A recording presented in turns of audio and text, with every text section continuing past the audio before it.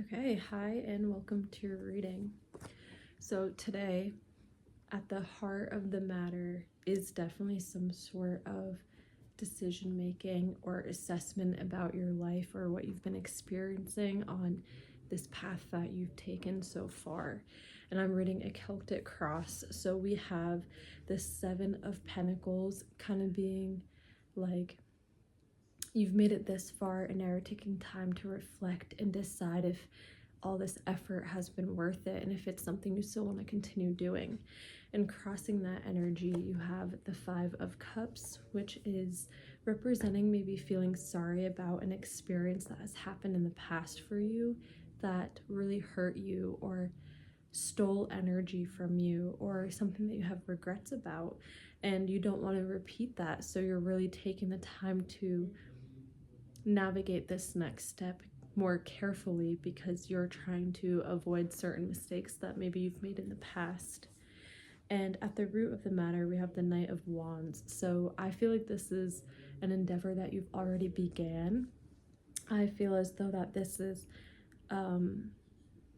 something you have a lot of momentum building right now, and I think you feel that you're starting on this other cycle, or you're like, this thing is happening all over again. You kind of feel like the momentum is building and you're really trying to be conscientious and careful of the direction that you take it this time.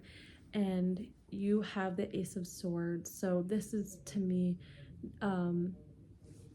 recognition that you actually know more this time around. You have more intelligence and education experience to draw on, and this may also be that you have started something new, and whether it's college or a course, or maybe you want to write a book, or you want to connect with people more, you want to put something spoken out into the world, and you really want to get yourself into a situation of the Nine of Swords where you're not, or excuse me, the Eight of Swords, where you're not feeling burdened anymore, where you don't feel like you have all this mental stress on your mind, and you can really free yourself and experience freedom and happiness.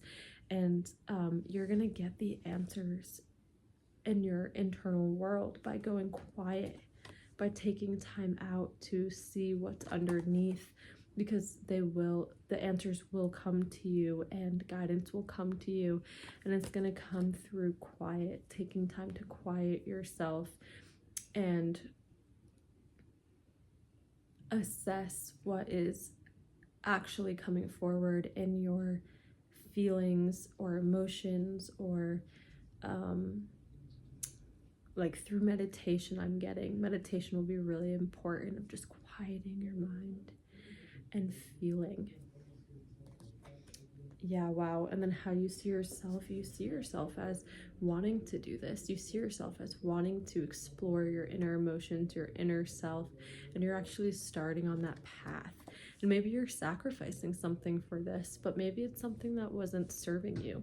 So maybe you're sacrificing, an hour of phone time every day, and instead you're going to sit for an hour in complete quiet and stillness and just see what comes forward. And I think other people see you also starting on this journey. They see you being guided at this time, and they see you trying to make a change. And something that's coming in for you is to definitely take this leap. Go out into the world, challenge your perspectives, challenge your horizon, and just see where it will take you. Be curious and go out into the world. Make these choices, make this change, even if it's something that's uncomfortable. And again, the Judgment card, 2 days in a row, you are gonna experience a rebirth, a complete rebirth of your life if you do these things, or if you listen to your internal world.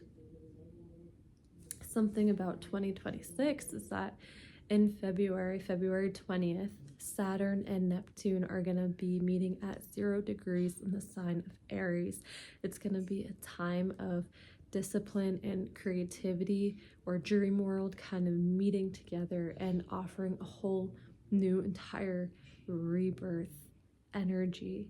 So this is definitely going to be a powerful time to start new. And I think you guys are noticing that, and you're really trying to make sure that this time around you're trying to do it in a way that you can actually be successful.